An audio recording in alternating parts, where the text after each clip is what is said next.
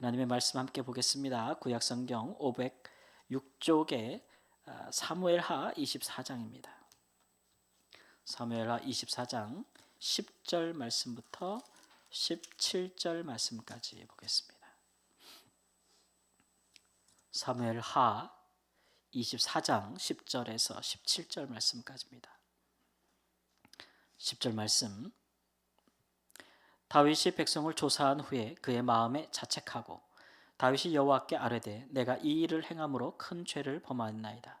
여호와여 이제 간구하옵나니 종의 죄를 사하여 주옵소서.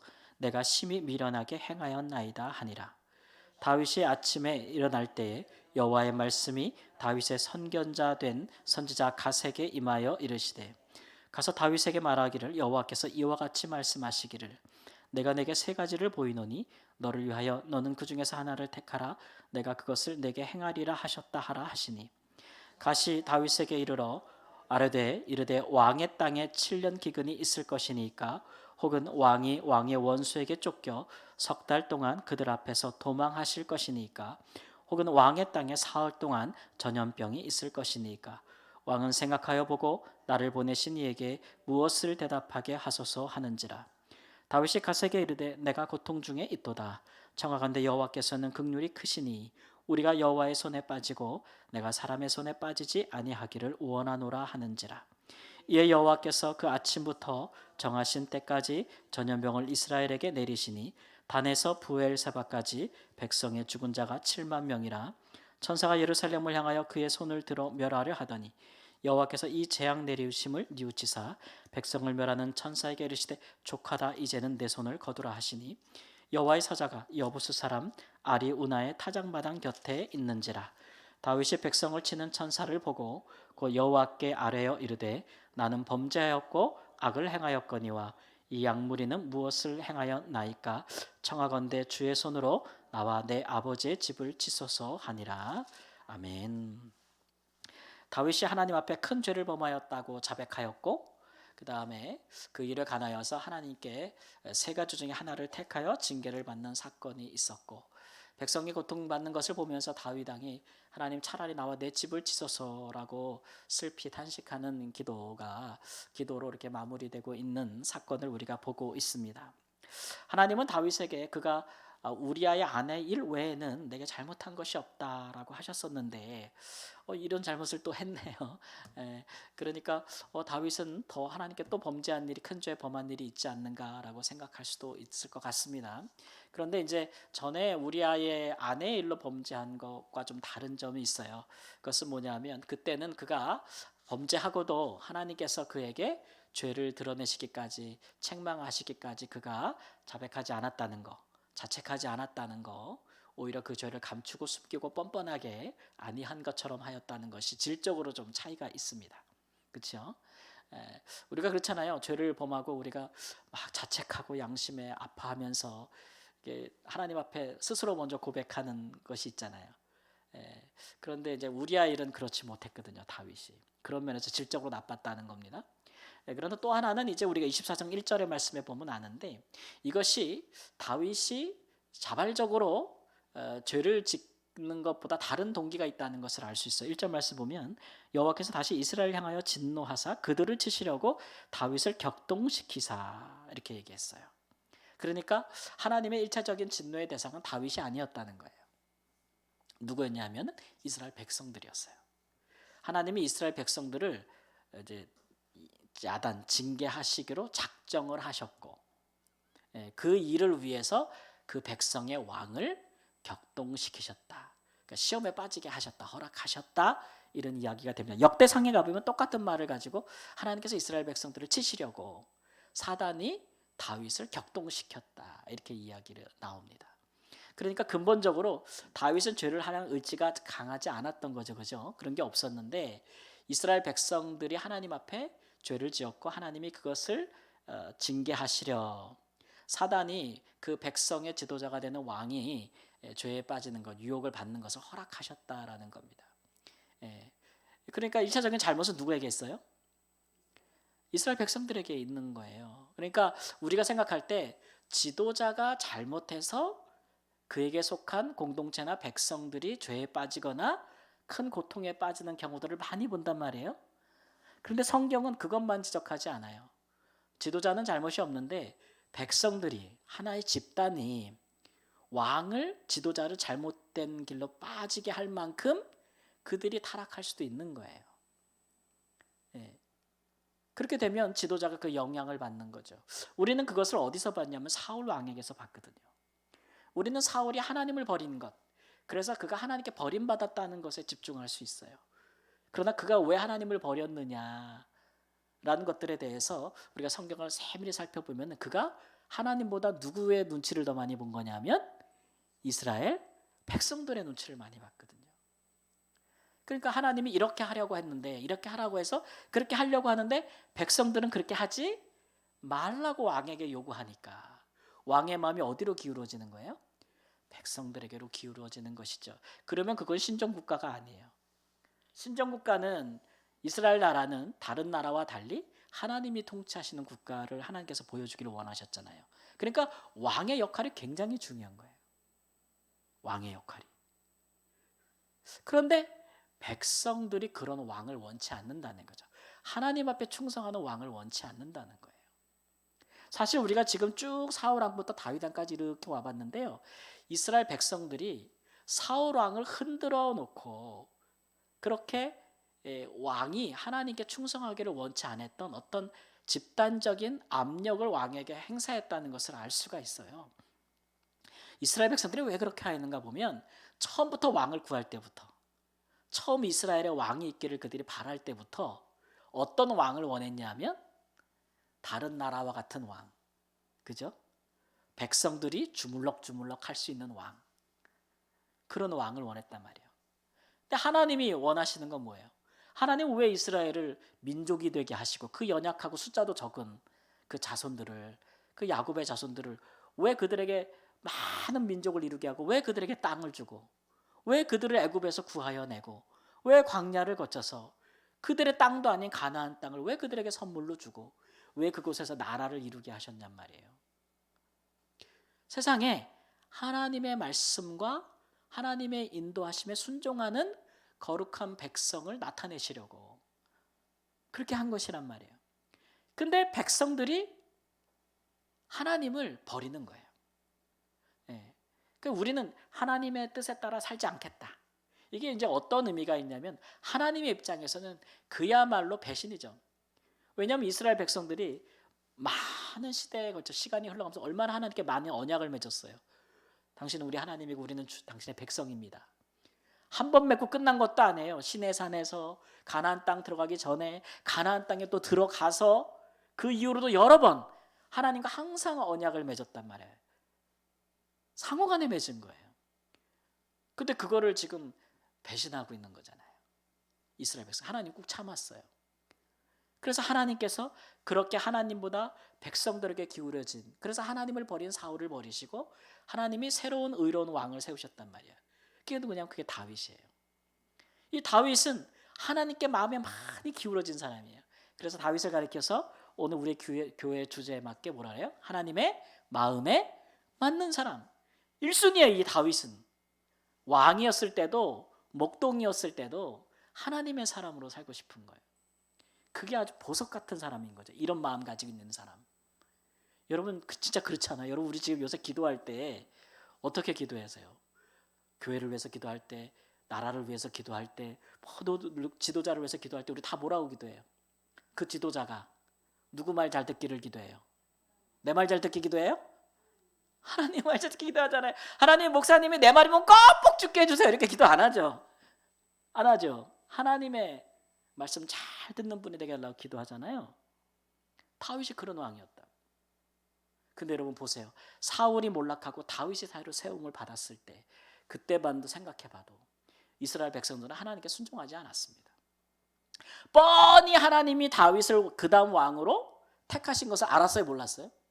알았어요. 이미 모든 이스라엘 백성들이 알았어요. 사무엘이 그에게 기름 부은 걸 다 알았어요. 하나님이 다윗을 왕으로 택했다는 걸 알았어요. 근데 따랐어요? 안 따랐어요? 안 따랐어요. 사울의 남겨진 아들을 이스라엘 왕으로 추대해서 자기 마음대로 주무르기를 원했죠. 거부했습니다. 나중에 어쩔 수 없이 다윗을 왕으로 그들이 받아들였어도 또 다윗의 이 왕위를 하나님께서 견고하게 하시겠다고 하는 말씀을 선지자를 통해 들었음에도 불구하고 때마다 반역을 일으키고 그 반역에 동참하고 쿠데타를 같이 일으켜서 나라를 쪼개고 내전을 치르고 막 이랬던 그 주체가 누구냐? 이스라엘 백성들. 그 하나님이 꾹 참으셨단 말이에요. 그동안은 맨날 누구만 혼냈어요? 지도자들만 혼냈어요. 떼끼 때 지도자들만 혼냈다. 근데 하나님께서 이때는 지금 누구를 향해 진노하셨냐면 그렇게 오랫동안 불순종했던 이스라엘 백성에게 진노하셨다라는 것입니다. 그 다윗이 그래서 격동돼가지고 뭘 했냐면 인구조사를 했다는 거예요. 쉽게 말하면 이스라엘 백성들 중에서 전쟁에 나갈 만한 사람들 20세 이상으로 숫자를 셌다는 거죠. 그 세는데 얼마나 걸렸냐면 9개월 절반이 걸려요. 9달 20날 걸렸대요. 나중에 보고가 올라왔는데 이스라엘에 전쟁에 나갈 만한 자가 몇만 130만 명. 이야, 우리나라보다 엄청 많네. 그죠? 전쟁에 나갈 만한 남자의 수가 몇 명이라고요? 130만 명이라고 보고를 받았어요. 근데 이게 이제 하나님께 죄가 됐다는 거예요. 왜 그러냐? 아니 그 나라의 군인들의 수를 계수하는 게 우리는 요새는 이제 다 징병제라서 딱 군대가 되면은 다 군대에 들어가 가지고 살잖아요. 그죠? 자기 집으로 못 가잖아요. 자기 직업도 못 하고 공부도 못 하고 군인으로 일정 기간 살잖아요. 근데 다 옛날은 안 그랬어요. 군인으로 신분이 있어도 다 자기 집에 가서 농사 짓고 다 살다가 언제만 모여요? 농사 안 짓고 뭐 할 때? 옛날에 농사 낮으니까 농사철에는 전쟁을 안 해요, 다들. 예. 농사 안 질 때도 전쟁하거든요. 그때 되면 다 모이는 거예요, 또. 전쟁하러. 그랬었거든요. 근데 이게 왜 죄가 되느냐 보면 출애굽기 우리가 이제 30장 12절에 가면 하나님께서 시내산에서 이스라엘 백성들을 이렇게 계수하는 장면이 나옵니다. 율법에. 계수하면서 너희가 이스라엘 백성들을 20세 이상으로 계수할 때는 이렇게 하라 그러면서 뭐라고 말씀하시냐면 생명의 속전을 내게 하라 그래요. 생명의 속전을 내게 하라. 이 얘기는 모든 이스라엘 성인 남자들은 숫자로 이렇게 셀 때 조사할 때 하나님께 감사의 속전을 드리라는 거예요. 근데 그 돈 얼마 되지도 않아요. 정말 작아요. 요즘 그 미국 돈으로 하면은 몇 센트에 불과하다 그래요. 되게 성서세겔로 반세겔 정도니까 크지 않은 돈이에요. 그러니까 부자는 말할 것도 없거니와 가난한 사람도 낼 수 있는 돈이에요. 근데 하나님께서 그렇게 하신 이유는 뭐냐면 이스라엘 백성들이 속전이란 얘기는 대속받았다는 거잖아요. 그렇죠? 그러니까 이스라엘 백성들이 누구 거라고 얘기하는 고백이냐면 하나님 거라는 거예요. 이스라엘 백성은 하나님 거라고. 하나님이 애굽에서 구원해내고 하나님께서 모든 애굽의 장자를 칠 때 하나님이 이스라엘 장자는 쳤어요, 안 쳤어요? 안 쳤잖아요. 구해냈다고 생명을 넘어갔다고요. 6월절 구해낸 내 소유라는 거예요. 내 백성. 그것에 대한 표현이었어요. 속전을 내라는 거예요. 그게 율법이에요. 그러니까 인구조사는 이런 군대 특히 군인들 조사 이거는 왕들이 이방 나라처럼 자기의 세력을 과시하거나 이것이 자기의 힘이거나 이것이 우리의 국력이다 국방력이다 라는 의미에서 과시용으로 이방 나라처럼 그런 용도로 쓰이면 안 됐다고요. 율법에 그렇게 하는 게 아니에요. 이래서 그 거둔 속전도 성막의 회막을 위해서 쓰게 했어요. 봉사하기 위해서. 그러니까 사실은 모든 이스라엘 군인들이 다 남자들이 다 하나님께 봉사해야 되는데 다 할 수 있나요? 그러니까 레위인들이 대신하잖아요. 그죠? 대신하니까 그러나 레위인들이 우리를 대표해서 하지만 우리도 하나님께 봉사하는 것이다 라는 의미에서 속전을 낸 거예요. 우리 다 하나님의 백성들이다. 근데 다윗이 지금 인구조사할 때 이런 방식으로 하지 않았어요. 그러니까 생명의 속전을 수요대로 걷어들이면서 이렇게 하나님께 영광을 돌리는 방식으로 하지 않았다는 거죠. 그래서 그 일을 준행하는 군인들도 왕이요 이걸 왜 합니까? 이렇게 얘기했어요. 뭐 때문에 하십니까? 왜냐하면 이게 우리가 하나님이 통치하시는 우리는 하나님의 백성, 하나님의 군대라는 것을 인정하지 않는 거거든요. 다윗이 지금 이것은 나의 군대, 이방 나라 왕처럼 우리의 힘, 이런 방식으로 하는 거죠. 율법에 반하는 과정과 그런 방식으로 이게 된 거예요. 그러니까 하고 나서 다윗이 먼저 자책한 거죠. 내가 범죄했다. 근데 이게 뭐 누구를 죽인 것은 아니잖아요. 그렇죠? 그러니까 하나님이 묻기도 전에, 책망하기도 전에 먼저 다윗이 하나님 앞에 자백하니까 용서해 줄 수도 있을 것 같은데 우리 하나님 용서를 안 해주세요. 왜냐하면 처음부터 목적이 타겟이 누구였어요? 이스라엘 백성들의 범죄였어요. 이게 하나님이 심판하실 때는요, 여러분 징계하실 때는 그만큼 오래 참은 것이고 그만큼 죄가 관영한 거예요. 죄가 관영한 거. 그래서 하나님께서 정말 이때는 한번 혼내줘야겠다 라고 생각하셨기 때문에, 타겟이 다윗이 아니었기 때문에 하나님이 이스라엘 백성들을 심판하려고 하시는 거죠. 예. 그런데 다윗 보고 택하라 그랬어요. 그죠? 택하라. 근데 다윗이 이제 세 번째를 택한 거죠. 기근도 있고 그다음에 막 전쟁이 일어나 가지고 다윗이 전쟁에서 패하면서 쫓겨다니는 것도 있고, 왕이 이방 민족이 쳐들어와서 쫓겨다니면 얼마나 나라의 피해가 극심하겠어요. 그죠? 기근이 일어나면 얼마나 많은 사람이 굶어 죽겠어요. 그다음에 전염병이 도는 게 있어요. 다윗이 어떤 걸 택했어요? 전염병이 드는 걸 택해서 전염병. 그러니까 왜 그랬을까? 여러분 같으면 뭘 택하겠어요? 나라가 몇 년 기근이에요? 나라가 7년의 기근이 있으면 어떻게 돼요? 다 죽어. 석 달 동안 전쟁이 있거나 7년 기근이 있거나 아니면 사흘 동안 3일 동안 전염병. 여러분 뭐 택하시겠어요? 3일 전염병. 기간이 제일 짧아. 그러니까 택할 수도 있겠지. 다윗의 기준은 뭐냐면, 따라해보세요. 하나님은 긍휼이 많으시니, 긍휼이 많으시니 하나님께 좀 기댈 수 있는 거, 불쌍히 여김을 받는 하나님의 손에 빠지겠다 이렇게 이야기를 하죠. 근데 이게 두 가지 의미에서 이제 우리가 바라볼 수 있는데, 첫 번째는 뭐냐면 그 출애굽기 30장에 가 보면 이렇게 생명의 속전을 내지 아니하면 하나님께서 뭐라 하냐면 내가 너희들을 질병으로 칠까 함이니라 이렇게 말씀이 기록되어 있어요. 그러니까 이제 율법이에요. 이 율법을 지키지 않으면 뭐가 온다고요? 질병이 온다는 게 출애굽기 3장 12절 말씀에 있어요. 그러니까 반드시 군인들을 조사할 때는 질병이 오지 않도록 뭐 하라고요? 생명의 속전을 바치라는 거예요. 근데 안 지켰잖아요. 그러니까 율법대로 하면 뭐가 오는 게 맞아요? 질병이 오는 게 맞아요. 그래서 다윗이 율법에 따라 택한 것이라고 볼 수가 있겠고, 두 번째, 이 방법으로 할 때, 그러니까 하나님의 율법대로 할 때 하나님께 긍휼도 구할 수 있는 거죠. 근데 이 다윗의 마음이 맞는 거라고 생각이 돼요. 그죠? 하나님은 긍휼이 많으시니까. 하나님이 혼내주시다가도 어떻게 해요? 납작 엎드리면 하나님께서 돌이키실 것이라는 생각이 있는 거죠. 다윗이. 이게 지도자의 영적인 또 이 수준이에요. 굉장히 중요하죠. 굉장히 중요하죠. 뭐 이럴 때 오기를 부릴 필요가 없지 않습니까? 그렇죠? 그러나 이제 우리가 보니까 7만 명이 죽었다 이렇게 나오는데, 뭐 며칠 되지 않아서 이렇게 많은 사람이 죽는 굉장한 거죠, 그죠? 근데 하나님께서 처음부터 누구를 징계하려 하심이었다고요? 이스라엘 백성들을 징계하려 하심이었다. 근데 백성들이 잘못해서 벌 받는데 지도자가 웃을 수는 없는 거 아닙니까? 나는 상관없다고 그렇게 할 수 없는 거 아니겠습니까? 그래서 하나님께서 지도자가 시험 받는 걸 허락하신 거라고 할 수가 있겠지요.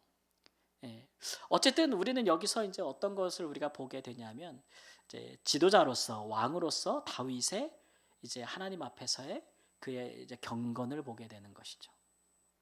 훌륭한 지도자는 백성들의 잘못도 자기의 잘못인 것처럼 짊어지는 사람이죠. 본문에 보니까 다윗이 이 심판의 타겟이 백성임을 알면서도 백성들의 모습을 보면서 자기의 죄와 또 자기가 심판을 당하는 것처럼 여긴다는 것을 볼 수가 있잖아요. 그런 지도자는 훌륭합니다. 우리가 지도자들을 볼 때 꼭 어떤 일에 큰 일을 이루고 큰 성공을 하는 위대한 성공자, 뭐 영웅들, 이런 사람들만 훌륭하다고 생각하는 경향들이 있는데요.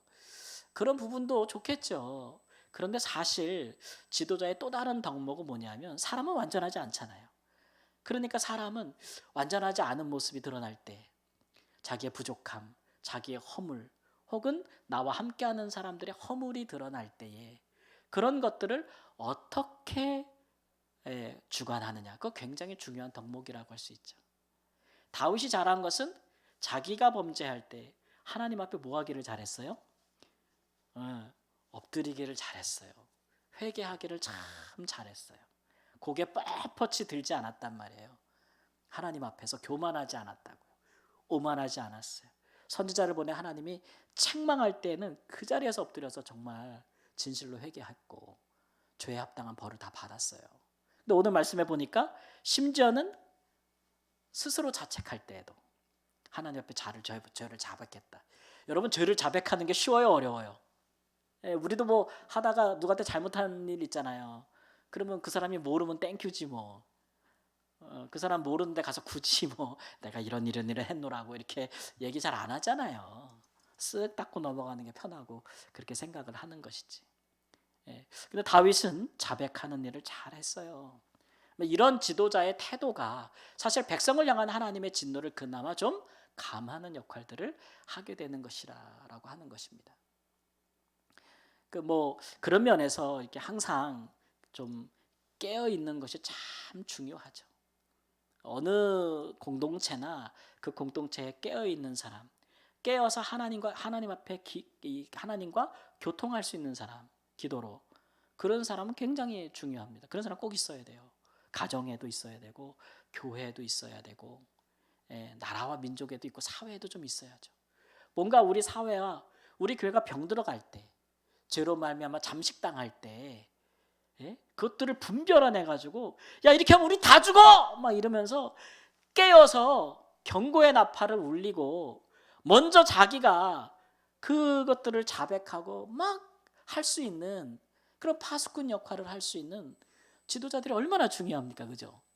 가정에도 다 필요해요. 가정에도. 그게 꼭 뭐 나이로 되는 건 아니에요. 믿음이죠, 믿음.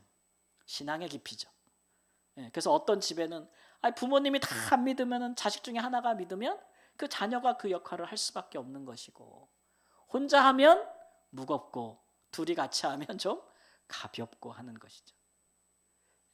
그래서 가정이나 교회나 또 우리 사회나 우리 민족 가운데도 그렇게 경종을 울리고 알람을 울리고 잘못을 바로잡을 수 있고 하나님의 긍휼을 구할 수 있는 그런 것을 요청할 수 있는 깨어있는 사람들이 꼭 중요하다는 거예요. 근데 생전 기도 안 하고 생전 영적으로 잠들어 있는 사람들이 그런 파수꾼 역할을 할 수 있어요, 없어요? 군대에서 순번해서 경계 서는데 맨날 가서 조는 사람이 할 수 있어요, 없어요? 없지 않습니까? 그러니까 어느 공동체나 깨어있는 사람이 있어요. 다 깨어있지는 못하잖아요. 다. 그러나 누군가는 깨어 있어야 되는 거예요. 누군가는 깨어 있어야 되는 거예요. 여기 뭘 잘못됐는지, 우리가 뭐가 잘못됐는지를 자책하고 알 수 있는 감각이 있는 사람이 있어야 돼요. 지금 우리가 제대로 된 방향을 가고 있는지, 내가 지금 제대로 된 방향을 가고 있는지, 내 인생이 지금 제대로 된 선택을 하고 있는 것인지, 그런 것들을 알 수 있는, 누구 다 하기 전에 내가 돼야죠. 내가 그런 사람이 돼야죠. 그래서 예수님께서 제자들에게 하신 말씀도 따라해보세요. 시험에 들지 않게 깨어 기도하라 이렇게 말씀하시지 않습니까? 우리 그런 사람들 되기를 주님의 이름으로 축원합니다. 하나님께서 우리 때문에 긍휼을 베풀어 주시는 놀라운 은혜가 있을 줄 믿습니다. 우리 은혜로